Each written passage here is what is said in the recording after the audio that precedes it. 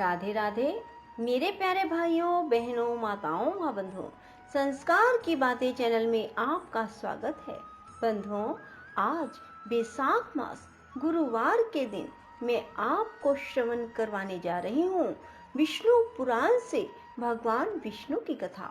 बंधुओं, आप सभी जानते हैं बैसाख मास भगवान विष्णु का अति प्रिय महीना है और गुरुवार और साथ ही विष्णु पुराण की कथा जो सब भगवान विष्णु को अति प्रिय है। जो कोई भी भगवान विष्णु की कथा को बैसाख मास के गुरुवार के दिन सुनेंगे, भगवान विष्णु उनके सभी मनोरथ शीघ्र पूरे करेंगे। बंधुओं, पूर्ण विश्वास सच्ची निष्ठा के साथ ही भगवान विष्णु की इस कथा को सुने। बंधुओं, यदि आपने YouTube चैनल संस्कार की बातें अब तक सब्सक्राइब नहीं किया तो जरूर करें और बेल आइकन दबाना ना भूलें ताकि आपको हमारी आने वाली सभी वीडियोस की जानकारी सबसे पहले हो सके। बोलो विष्णु भगवान की जय हो। भीष्म जी ने पूछा, विप्रवर, मनुष्य को भी देवत्व, सुख, राज्य, धन, यश, विजय, भोग, आरोग्य, आयु, विद्या, लक्ष्मी, पुत्र, बंधु वर्ग एवं सब प्रकार के मंगल की प्राप्ति कैसे हो सकती है, यह बताने की कृपा करें। कुलसत्य जी ने कहा, राजन, इस पृथ्वी पर ब्राह्मण सदा ही विद्या आदि गुणों से युक्त और श्री संपन्न होता है। तीनों लोकों और प्रत्येक युग में ब्राह्मण देवता नित्य पवित्र माने गए हैं। ब्राह्मण देवताओं का भी देवता है। संसार में उसके समान कोई दूसरा नहीं है। वह साक्षात धर्म की मूर्ति है और इस पृथ्वी पर सबको मोक्ष प्रदान करने वाला है। ब्राह्मण सब लोगों का गुरु, पूज्य और तीर्थ स्वरूप मनुष्य है। ब्रह्मा जी ने उसे सब देवताओं का आश्रय बताया है।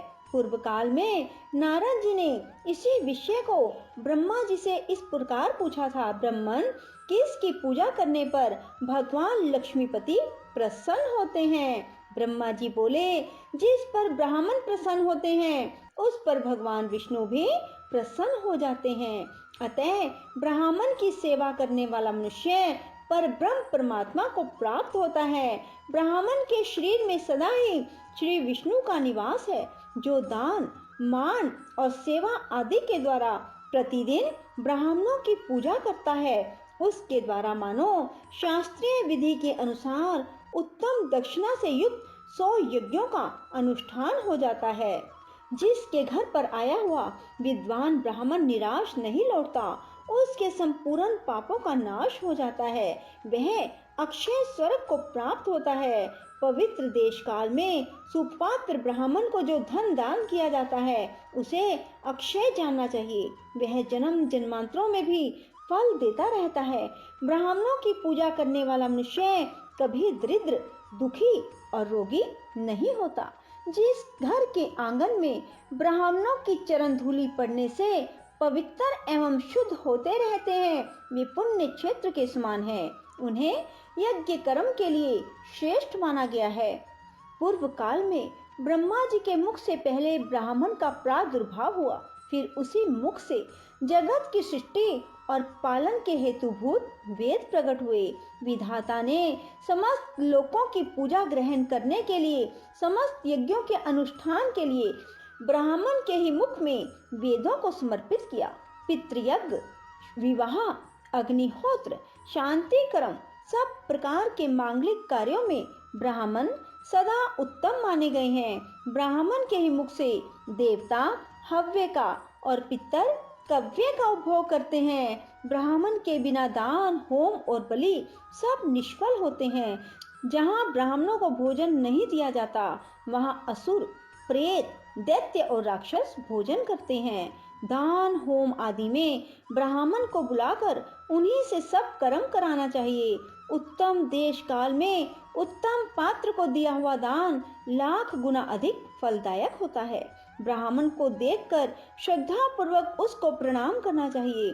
उसके आशीर्वाद से मनुष्य की आयु बढ़ती है, वह चिरंजीवी होता है। ब्राह्मण को देखकर उसे प्रणाम न करने से, ब्राह्मण के साथ द्वेष रखने से, उसके प्रति अश्रद्धा करने से मनुष्यों की आयु क्षीण हो जाती है। उनके धन ऐश्वर्य का नाश होता है, परलोक में उनकी दुर्गति होती है। ब्राह्मण का पूजन करने से आयु, यश, विद्या और धन की वृद्धि होती है तथा मनुष्य श्रेष्ठ दशा को प्राप्त होता है। इसमें तनिक भी संदेह नहीं है। जिन घरों में ब्राह्मण के चरणोदक से कीच नहीं होती, जहाँ वेद और शास्त्रों की ध्वनि नहीं सुनाई देती, जो यज्ञ, तर्पण और ब्राह्मणों के आशीर्वाद से वंचित रहते हैं, वे शमशान के समान हैं। नारद जी ने पूछा, पिताजी, कौन ब्राह्मण अत्यंत पूजनीय है? ब्राह्मण और गुरु के लक्षण का यथावत वर्णन कीजिए। ब्रह्मा जी ने कहा, वत्स, श्रोत्रिय और सदाचारी ब्राह्मण की नित्य पूजा करनी चाहिए।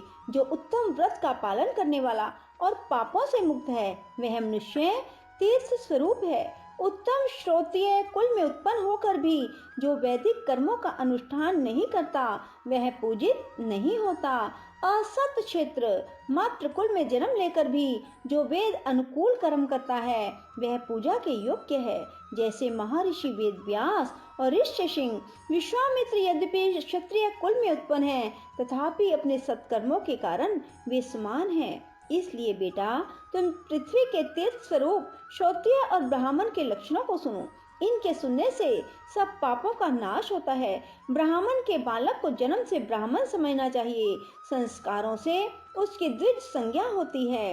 विद्या पढ़ने से वह विप्र नाम धारण करता है। इस प्रकार जन्म, संस्कार और विद्या, इन तीनों से युक्त होना क्षत्रिय का लक्षण है। जो विद्या, मंत्र, वेदों से शुद्ध होकर तीर्थ स्नान आदि के कारण भी पवित्र हो गया है, वह ब्राह्मण परम पूजनीय माना गया है। जो सदा भगवान श्री नारायण में भक्ति रखता है, जिसका अंतःकरण शुद्ध है, जिसने अपनी इंद्रियों और क्रोध को जीत लिया है, जो सब लोगों के प्रति समान भाव रखता है, जिसके हृदय में गुरु, देवता, अतिथि के प्रति भक्ति है, जो माता पिता की सेवा में लगा रहता है, जिसका मन पराई स्त्री में कभी सुख का अनुभव नहीं करता, जो सदा पुराणों की कथा कहता है और धार्मिक उपाख्यानों का प्रसार करता है, उस ब्राह्मण के दर्शन से प्रतिदिन अश्वमेध आदि यज्ञों का फल प्राप्त होता है। जो प्रतिदिन स्नान, ब्राह्मणों का पूजन, नाना प्रकार के व्रतों का अनुष्ठान करने से पवित्र हो गया है,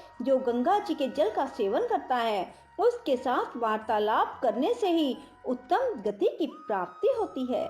जो शत्रु और मित्र दोनों के प्रति दया भाव रखता है, सब लोगों के साथ समता का बर्ताव करता है, दूसरे का धन जंगल में पड़ा हुआ तिनका भी नहीं चुराता, काम और क्रोध आदि दोषों से मुक्त है, जो इंद्रियों के वश में नहीं होता, यजुर्वेद में वर्णित चतुर्वेदमयी शुद्ध 24 अक्षरों से युक्त त्रिपदा गायत्री का प्रतिदिन जप करता है, उसके भेदों को जानता है, वह ब्रह्म पद को प्राप्त होता है।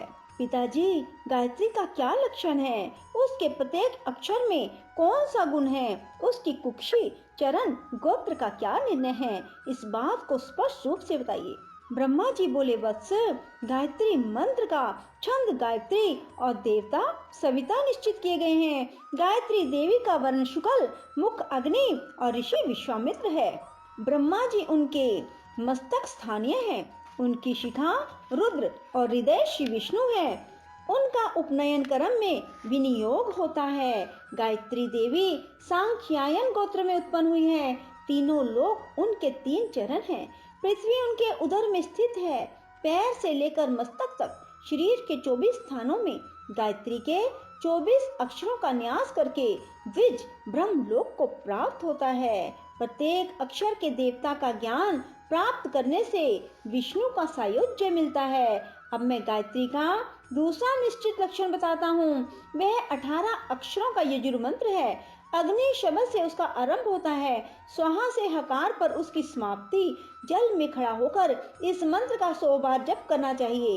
इससे करोड़ों पातक और उपपातक नष्ट हो जाते हैं। जप करने वाला पुरुष ब्रह्म हत्या आदि पापों से मुक्त होकर मेरे लोक को प्राप्त होता है।